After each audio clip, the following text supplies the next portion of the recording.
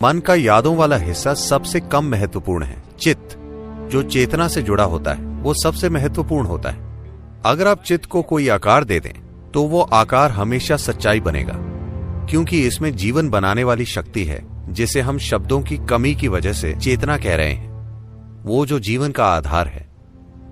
एक सुंदर घटना हुई। आपने एंड्रू कार्नेगी के बारे में सुना है?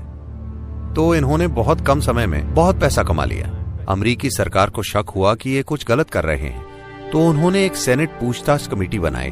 तो उन्होंने इनसे हर तरह के सवाल पूछे और उन्हें पता चला कि इनके व्यापार में कुछ भी गलत नहीं। फिर उन्होंने पूछा कि आप इतना पैसा कमाकर इतने सफल कैसे हो गए? तब एंड्रू कार्नेगी ने बहुत ही सरल बात कही, मैं अपने मन को किसी चीज पर 5 मिनट तक लगातार रख सकता हूं।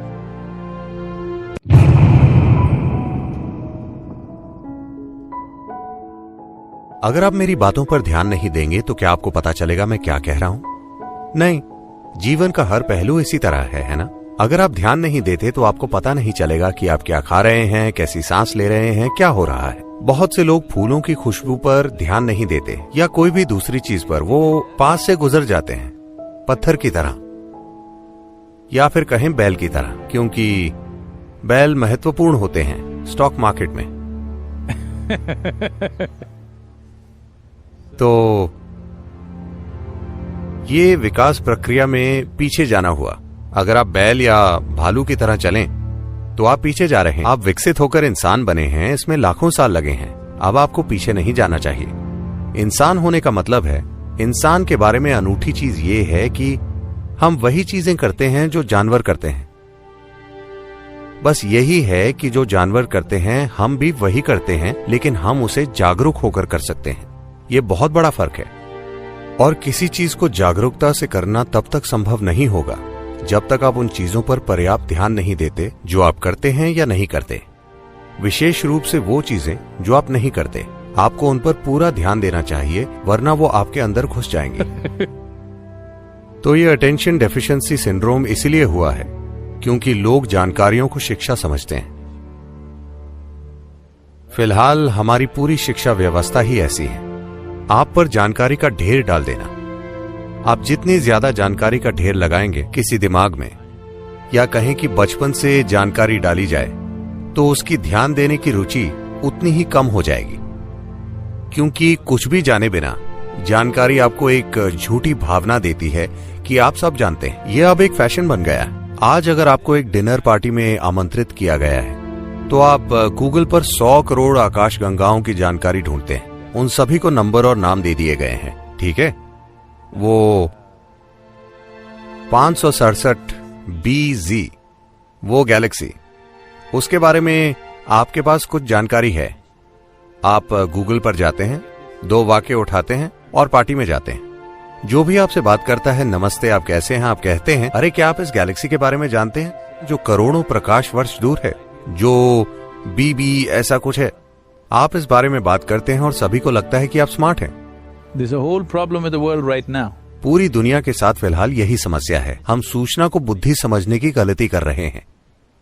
एक व्यापारी या कोई भी इंसान जो किसी परिस्थिति में रास्ता खोजना चाहता है, उससे बुद्धि की जरूरत है, ना कि बस सूचना की। सूचना थोड़ी उपयोगी हो सकती है, लेकिन बुद्धि ही आपको किसी विशेष स्थिति से गुजरने का एक अनूठा रास्ता दिखाएगी, ना कि वैसा रास्ता जो कोई और अपना रहा है। हम सूचना को बुद्धि समझने की गलती कर रहे हैं। जब आप खुद में बहुत ज्यादा जानकारी का ढेर लगा लेते हैं तो ध्यान देना बहुत मुश्किल हो जाता है। जब आप बिल्कुल ध्यान नहीं देते, जब आप में ध्यान बनाए रखने की कोई क्षमता नहीं होती, तो आपने अपनी बुद्धि तक पहुंचने की क्षमता भी खो दी है। आप बस याददाश्त से सूचना बाहर निकालते रहेंगे। एक सुंदर घटना हुई। आपने एंड्रू कार्नेगी के बारे में सुना है? जब एंड्रू कार्नेगी ने अपना व्यापार शुरू किया तो थोड़े ही समय में वो बहुत सफल हुए और उन्होंने बहुत पैसा कमाया। उस समय ये गूगल या फेसबुक या ट्विटर का युग नहीं था कि वो 2 सालों में खरबपति बन जाते हैं। उन दिनों लोगों को उद्योग वगैरह लगाकर पैसा कमाना पड़ता था, जिसमें दशक या पीढ़ियां लग जाती थी।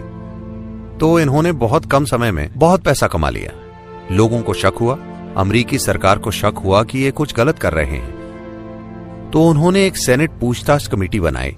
तो उन्होंने इनसे हर तरह के सवाल पूछे और उन्हें पता चला कि इनके व्यापार में कुछ भी गलत नहीं है। फिर उन्होंने पूछा कि आप इतना पैसा कमाकर इतने सफल कैसे हो गए।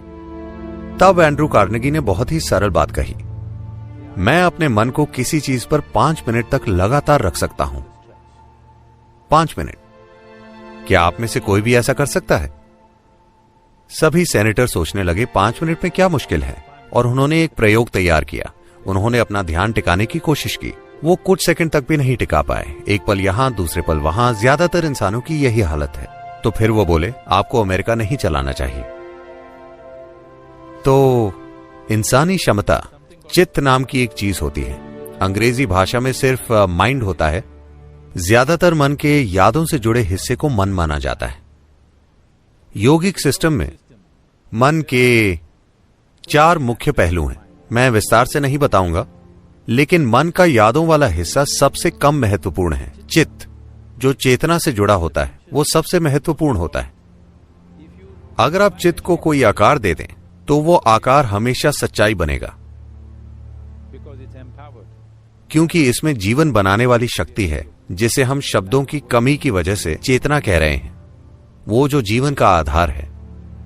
जब आपका मन उससे जुड़ जाता है, तो आपका मन जो आकार लेता है, मन एक बादल की तरह है। आप उसे कोई भी आकार दे सकते हैं। आप उसे देवता बना सकते हैं, आप उसे शैतान बना सकते हैं, आप उसे पशु बना सकते हैं, आप उसे जो चाहे बना सकते हैं। ये एक आकार रहित चीज है। तो अपने चित्त को आप जो आकार देते हैं, वो हमेशा दुनिया में सच्चाई बनेगा, क्योंकि इसे जीवन को बनाने वाली ऊर्जा से शक्ति मिलती है। तो यही मन का सबसे महत्वपूर्ण पहलू है, ना कि यादें। यादें सिर्फ भौतिक चीजों को संभालने के लिए जरूरी है। ये हो सकता है कि एक व्यापारी बस भौतिक चीजों को संभालना चाहे, ये ठीक है, लेकिन मैं चाहता हूं कि व्यापारी का जीवन एक मजेदार रोमांच बन जाए, जहां नई संभावना को खोजने की प्रक्रिया उसके अनुभव में भी वाकई नई संभावनाएं लाए, ना कि सिर्फ आर्थिक संभावनाएं बने। और ये संभावना एक व्यापारी के जीवन में मौजूद है कि वो अपने व्यापार को एक आध्यात्मिक संभावना और आध्यात्मिक विकास में बदल सकता है, या अपने अस्तित्व के विकास में, जो मुझे लगता है कि सभी को खोजना चाहिए। यही वजह है कि हम एक आध्यात्मिक तत्व लाने की कोशिश कर रहे हैं। सफलता आसानी से मिलेगी किसी अन्य चीज की तुलना में, क्योंकि सफलता इसीलिए आसान नहीं होगी कि कोई जादू होगा, बल्कि इसीलिए कि आप अपनी पूरी क्षमता से काम करते हैं। लेकिन ये ऐसा है, ज्यादा सूचना के साथ। ज्यादा सूचना का मतलब है कि जो चीज आपकी नहीं है, उसे आप अपनी यादों से जोड़ लेते हैं और उसके आधार पर अपनी पहचान बना लेते हैं। आप जितना ज्यादा वैसा करते हैं, आप उतने ही कम असरदार बनते जाते हैं। लेकिन फिलहाल हमारी पूरी शिक्षा व्यवस्था जानकारी देना है, और इंटरनेट मौजूद है। एक 12 साल का बच्चा जानता है कि वहां करोड़ों प्रकाश वर्ष दूर जो गैलेक्सी है, उसका नाम क्या है, जो उसके लिए अच्छा नहीं है, क्योंकि ये ज्ञान नहीं है, ये किसी भी तरह से उपयोगी नहीं है। ये बस अपनी बढ़ाई करने के काम आता है, और सबसे बढ़कर यह आपकी ध्यान देने की क्षमता नष्ट कर देगा, क्योंकि ध्यान देने का आधार यह है कि आपको एहसास है कि आप इस ब्रह्मांड में एक कण को भी ठीक से नहीं जानते। आप एक अणु को भी पूरी तरह से नहीं जानते, इसीलिए आप ध्यान दे पाते हैं। If you think I know this, you cannot pay attention.